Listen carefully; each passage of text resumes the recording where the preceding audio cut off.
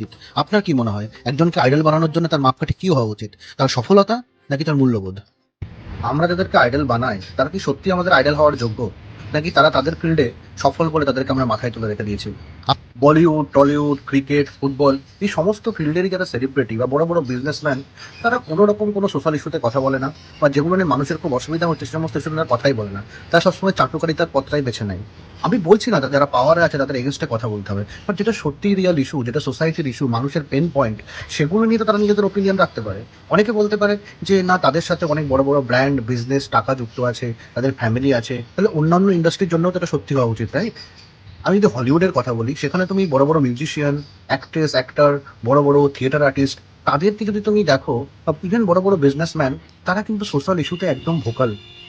বড় বড় প্লেয়ার তারা সোশ্যাল ইস্যুতে একদম ভোকাল। তখন সেখানে ওপিনিয়ন দেওয়ার জন্য তারা কিন্তু ভাবে না যে এটা কাকে রাগিয়ে দেবে।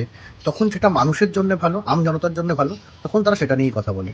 এই একই পয়েন্টে Messi and Cristiano, Cristiano as a player, Messi as a player আর কেউ দুজনের খেলা নিয়ে কেউ ভালো কাউকে খারাপ বলতে পারে। কিন্তু এই সোশ্যাল ইস্যুতে যেহেতু ক্রিশ্চিয়ানো অনেক ভোকাল, এই জন্যে আমি সবসময় ক্রিশ্চিয়ানো ছোটবেলা থেকেই ফ্যান। এই সব কিছুর মধ্যে আমি বিরাট কোহলি আর ক্রিশ্চিয়ানোকে একটু আলাদা করে রাখি। হ্যাঁ, বিরাট কোহলি হয়তো খুব ভোকাল না, বাট ও কিন্তু একবার মোহাম্মদ সামিকে নিয়ে একটা বড় স্ট্যান্ড নিয়েছিল। সেটার জন্য ওকে অনেক কাঠখড় পোড়াতে হয়। আর একটা সফল ব্যক্তি, তার কি সমাজ নিয়ে কোনো দায়িত্ব নেই? সে সফলতা পেয়েছে কিভাবে? একটা খেলোয়াড়, তার দর্শক আছে। একটা বিজনেসম্যান, তার অনেক কাস্টমার আছে, তাই না? একটা সিনেমা আর্টিস্ট, তার অনেক ভক্ত আছে, দর্শক আছে।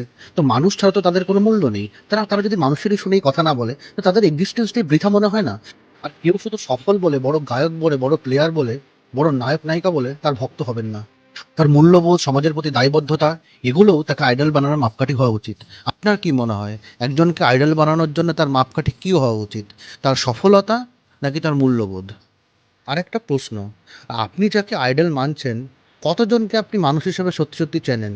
চেনেন না তো। আর যে ইস্যুটা আপনাকে পার্সোনালি এফেক্ট করছে সেই ইস্যুটা নিয়ে আপনার আইডল যদি একদম চুপ থাকে, সে যদি কোনো কথা না বলে, আপনার সেটা কোনোভাবে এফেক্ট করে না? আর তারপরেও কি সে আপনার আইডল থাকবে? আজকাল আমরা মানুষকে খুব সহজেই আইডল বানিয়ে ফেলি। যে সোশ্যাল মিডিয়াতে একটু ফেমাস, যার অনেক ফলোয়ার্স, সে সহজেই আমাদের আইডল হয়ে যায়। তার মূল্যবোধ, তার দায়বদ্ধতা, তার সোশ্যাল ইস্যু নিয়ে কথা, এগুলোকে আমরা কোনো গুরুত্বই দিই না।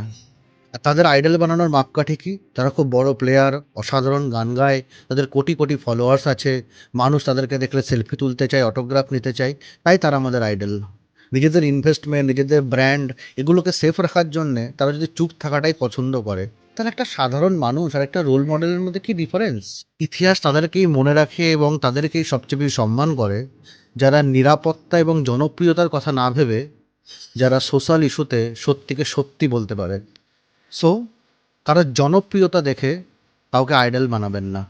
ট্যালেন্ট আপনাকে বিখ্যাত করতে পারে, বাট নট অবভিয়াসলি আপনার মূল্যবোধ খুব ভালো করতে পারবে। আপনার কাছে একটা আইডল হওয়ার আসল যোগ্যতা কি? তার সফলতা, তার মূল্যবোধ, তার মানবিকতা নাকি তার সাহস?